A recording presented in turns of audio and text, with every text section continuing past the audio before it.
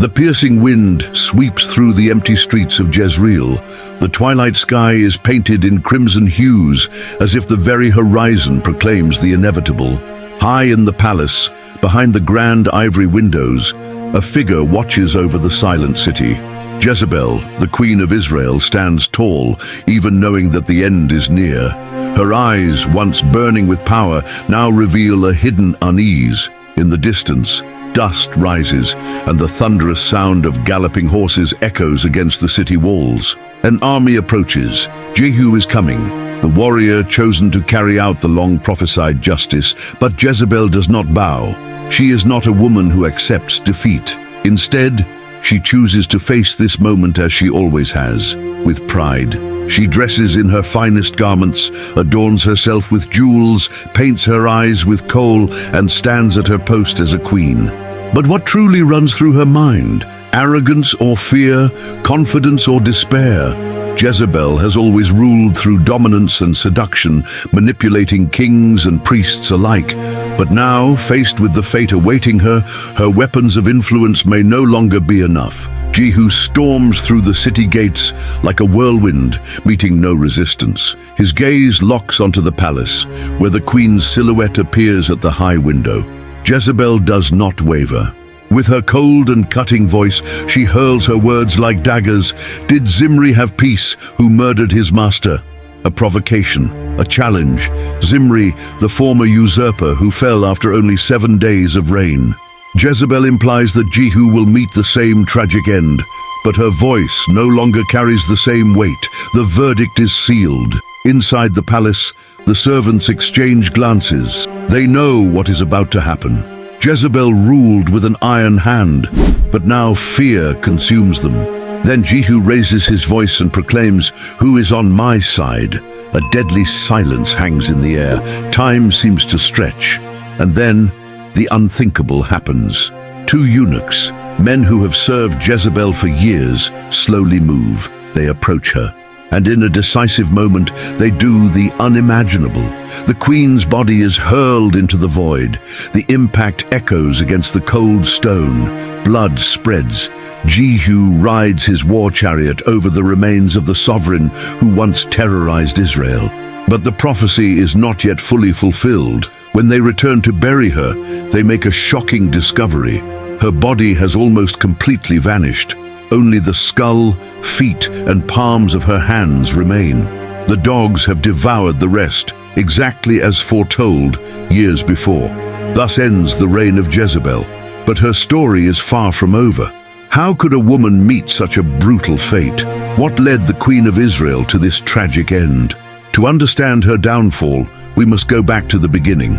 Who was Jezebel? And how did her influence alter the destiny of an entire nation?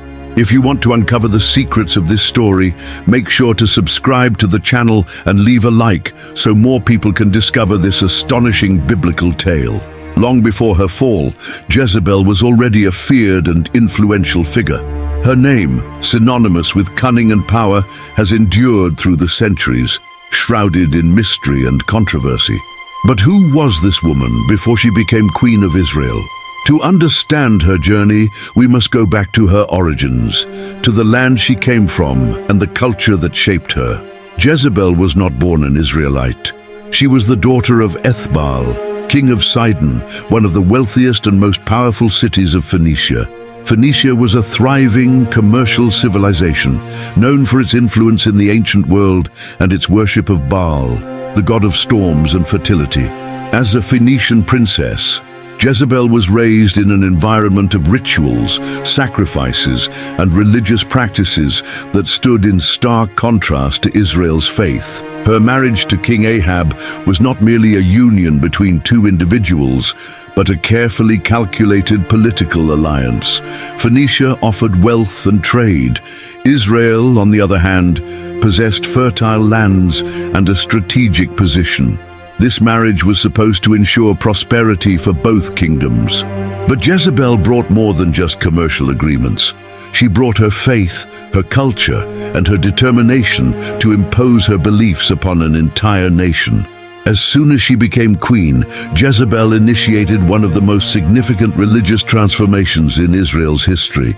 She did not merely introduce the worship of Baal and Asherah, she actively persecuted the prophets of the God of Israel, attempting to eradicate the worship of the Lord. Ahab, a weak and easily influenced king, yielded to his wife's desires, allowing temples and altars to be erected in honor of Baal. Pagan priests rose to positions of prominence in the royal court, and once forbidden rituals became part of the nation's daily life. Idolatry spread like poison, but Jezebel was not just a queen devoted to her gods, she was ruthless. Any opposition to her will was met with bloodshed. The prophets who dared to stand against her were hunted down, captured and executed. Her name became a symbol of terror among those who remained faithful to the God of Israel. The height of her influence was marked by the episode of the prophet Elijah and the confrontation on Mount Carmel. The challenge between the true God and Jezebel's false gods would become a turning point in her story. Over time, Jezebel became more than a queen. She saw herself as a living goddess, a representative of Baal on earth. Her power seemed unshakable, her influence absolute. But even the most feared rulers have their enemies. Her rise also marked the beginning of her downfall. The prophecy concerning her fate had already been declared, and without realizing it, Jezebel was walking toward the end that would forever define her name in history. But what happened when her power was challenged? How did her obsession with dominance lead her to declare war against one of Israel's greatest prophets? The answer lies in the epic confrontation between Jezebel and Elijah, a moment that would seal her fate forever. Jezebel's reign advanced without resistance. The worship of Baal dominated Israel. The prophets of the Lord were hunted down, and the queen believed she had extinguished all opposition. But there was one man who did not bow, a prophet whose name would echo through eternity, Elijah. And it was he who issued a challenge that would forever change the history of the queen and her kingdom. The stage was set on Mount Carmel, and the battle lines were clear. Israel's God against Jezebel's false gods. For years, Jezebel had encouraged idolatry and silenced anyone who dared oppose her. But Elijah not only survived her persecution, he directly challenged the very structure she had built. Before the people, he summoned the 450 prophets of Baal for the ultimate test. The challenge was simple. Each side would prepare a sacrifice, but neither would set fire to it. The true God would answer with fire from heaven. Confident in the power of her gods, Jezebel allowed the confrontation, certain that her influence would prevail. The morning dawned, and the prophets of Baal cried out with all their might. They shouted, danced, and even cut themselves in desperation, pleading for their God to respond. But silence reigned. No spark, no sign, nothing but emptiness. Then Elijah took his turn. He rebuilt the Lord's altar, drenched the wood with water to remove any doubt, and prayed. A single plea, and fire fell from the heavens with fury, consuming the sacrifice, the stones, the water, and even the dust around it. The people fell face down in awe. The God of Israel had revealed himself. The deception of Jezebel's gods had been exposed before all. Seizing the moment, Elijah ordered the execution of the 450 prophets of Baal. The blow was fatal to Jezebel's religious dominance, but she would not surrender without a fight. When the news reached the queen's ears, her fury was immediate. Elijah's victory had humiliated her priests, discredited her religion, and exposed her weakness. But rather than reflect or fear, Jezebel did what she always did. She declared war. With the cold determination of a sovereign accustomed to eliminating adversaries, she sent a deadly message to the prophet. May the gods deal with me, be it ever so severely, if by this time tomorrow I do not make your life like that of one of them. It was a death sentence, and Elijah, even after witnessing God's power firsthand, fled. Jezebel's threat was real. He ran into the wilderness, weary and fearing for his life. But his flight was not a sign of defeat. It was merely the prelude to something greater. The prophecy concerning Jezebel had already been spoken. Her fall was not a matter of if, but when. From that moment on, the queen's fate was sealed. Her pride and her refusal to bow before the God of Israel had planted the seeds of her destruction. But how had the prophecy foretold her downfall? How did God reveal to Elijah the terrible end that awaited the queen who had dared to defy his sovereignty? The answer lay in the very words of the prophet, a warning ignored, but one that would soon come to pass in the most brutal way imaginable. The blood of Baal's prophets still stained the earth when Elijah heard the voice of God. He had fled to the wilderness, exhausted and shaken by Jezebel's relentless persecution. But God's work was not yet finished. In the silence of the cave where he had taken refuge, Elijah received a revelation that would change Israel's destiny and seal the fate of the iron-fisted queen. The message was clear. Jezebel and the entire house of Ahab would be destroyed, not merely dethroned, not just punished, but utterly wiped out, erased from history as if they had never existed. Elijah returned with this word and proclaimed it before King Ahab. In the place where dogs licked up Naboth's blood, dogs will lick up your own blood. And for Jezebel, an even more gruesome fate was declared.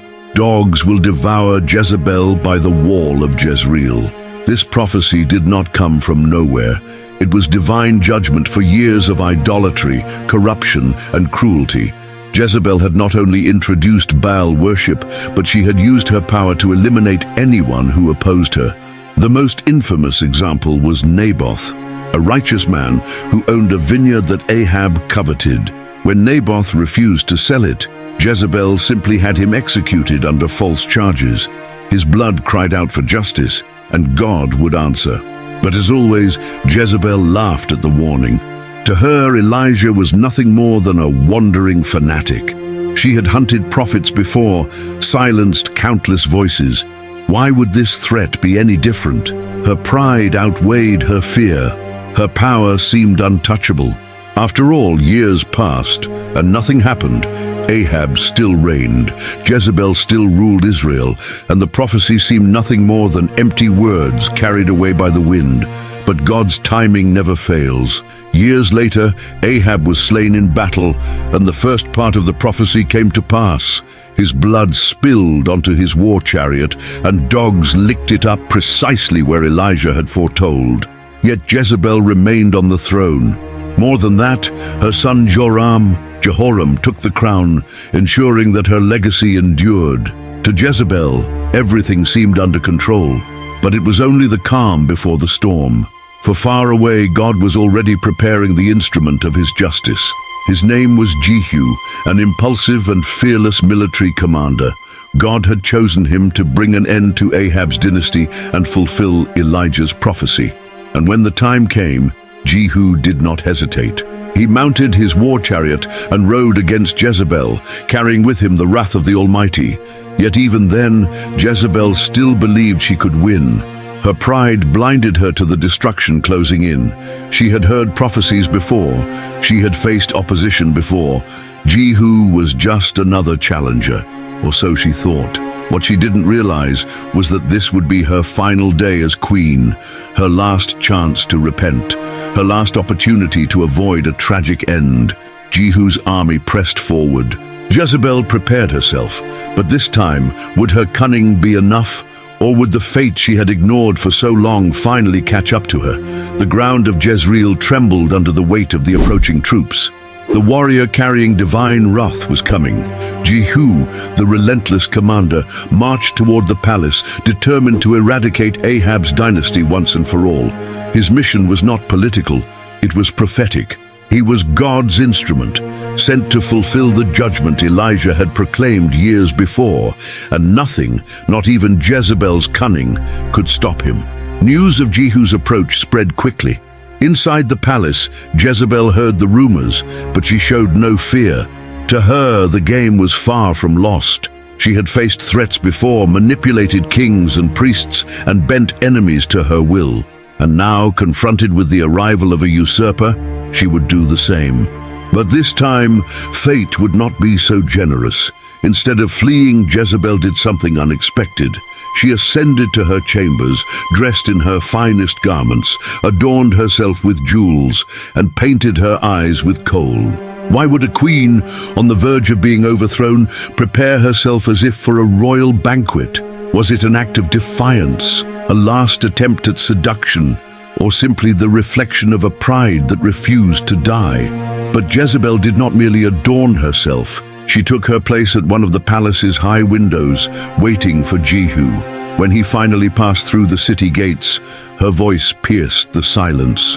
Did Zimri have peace, who murdered his master? The provocation was clear. Jezebel compared Jehu to Zimri, a commander who had assassinated his king only to reign for 7 days before being destroyed.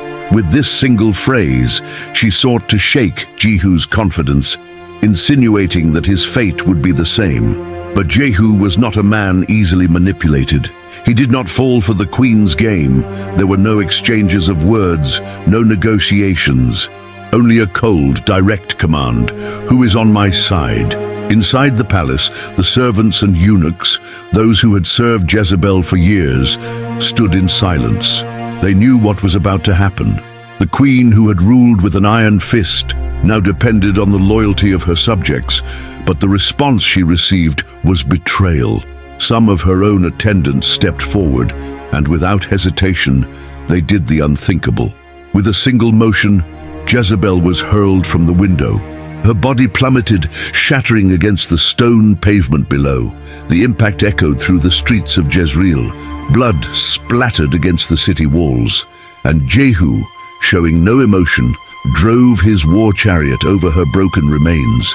The queen, who once ruled with pride and cruelty, now lay lifeless on the ground, a mere shadow of her former power. But her fate was not yet fully sealed.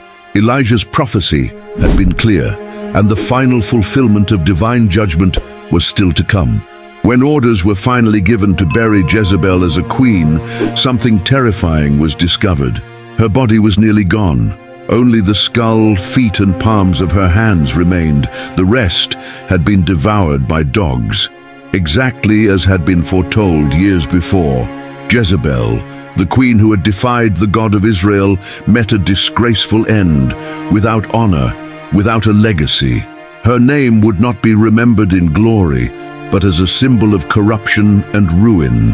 But what does this story mean? How does the fate of this woman still echo through time? And what can we learn from her rise and fall? Before answering these questions, one final detail of this story must be told. The ultimate moment. The instant when the prophecy was fulfilled in its most brutal form. Because Jezebel's end was not just a downfall, it was a spectacle of horror, a warning to all humanity of what happens to those who defy the Almighty. Silence hung over Jezreel. The hurried footsteps of soldiers echoed through the streets, but inside the palace nothing remained but shock. Jezebel, the queen who had ruled Israel with an iron fist, now lay lifeless upon the cold stones. Her broken body, her blood staining the earth, and her fate sealed forever. But the prophecy had not yet been fully fulfilled. God's judgment demanded more. Jehu, without a hint of remorse, turned to his men and commanded, "Bury her, for she was a king's daughter." It was an unexpected order, a minimal gesture of respect after such brutality. But when the servants went to collect her body for burial, they made a horrifying discovery. The dogs had already been there. What was left of the most feared woman in Israel? Only the skull, the feet, and the palms of her hands. The rest had been devoured. The servants recoiled in horror. The queen, who once lived in luxury, who adorned herself with jewels and ruled with arrogance, was now nothing more than a mutilated corpse, consumed by the very streets she once owned. And then Jehu spoke the words that sealed Jezebel's fate for all eternity. "This is the word of the Lord, which he spoke through his servant Elijah. On the plot of ground at Jezreel, dogs will devour the flesh of Jezebel. Her corpse will be like dung on the ground, so that no one will be able to say, 'Here lies Jezebel.' She would have no tomb, no monument, no honored remembrance. Her name would be recalled not for her glory, but for her downfall. The prophecy had been fulfilled down to the last detail. Jezebel, who had ignored every warning, who had defied God's voice, who had persecuted the prophets and spread idolatry, was now a symbol of destruction. Her end was not merely physical, it was a warning engraved in history. But what does this story truly mean? Is it merely an ancient account, a cautionary tale for a distant time? Or does Jezebel's name still echo into the present day? There is a reason why her name was never forgotten, because the spirit of Jezebel did not die with her. Her legacy of corruption, manipulation, and pride remains a warning to all who challenge divine justice. And there is something even deeper in this story, something that transcends centuries and forces us to reflect on the true meaning behind this name. But what exactly does this name represent today? And why does it still carry so much weight? The answer to that question reveals the real impact of this story on our modern lives. Jezebel's story did not end with her brutal downfall. Her name transcended time, becoming a symbol of something far greater. Today, when we hear the name Jezebel, we don't just think of the Phoenician queen who ruled Israel. Her name carries a profound meaning, one associated with corruption, manipulation, and the danger of unchecked pride. But why does this name still hold such weight? Jezebel was not just an idolatrous queen. She embodied a spirit of rebellion against God, a spirit that seduces, deceives, and destroys. Throughout history, her influence can be seen in rulers, leaders, and civilizations that rejected the truth to pursue their own desires. Her name stands as a warning to all who misuse power for selfish gain, who manipulate others for their own interests, who scorn divine justice. And the great question is, does this spirit still exist today? Did Jezebel die only in the physical sense, or can her influence still be seen in the modern world? Power struggles, rampant corruption, the relentless pursuit of dominance at any cost. Echoes of Jezebel's behavior still resonate throughout humanity, and perhaps this is the greatest lesson her story teaches us. Pride always comes before the fall. Jezebel believed that nothing could bring her down, that her influence and intelligence would be enough to secure her future. But no one escapes God's justice. Her downfall was a reminder that arrogance comes at a price, and that unchecked power always meets its end. But this story is not just about judgment, it is also an invitation to reflection. What can we learn from Jezebel's rise and fall? Do we at times fall into the same traps of pride and manipulation? Ignoring the signs, acting out of ego, and rejecting the truth are paths that, sooner or later, lead to destruction. Jezebel is more than just a name. It is a symbol, a warning, a reminder that no human glory lasts forever. But above all, her story teaches us that there is always time to change, to choose a different path, to avoid a fate like hers. And now I ask you, had you heard this story before? What stood out to you the most about Jezebel's fate? Leave your thoughts in the comments below. If this video made you reflect, don't forget to leave a like, subscribe to the channel, and turn on notifications so you don't miss more impactful biblical stories like this. And most importantly, share this video with someone who needs to hear this story, because the past has much to teach us, and the more people hear this message, the greater its impact.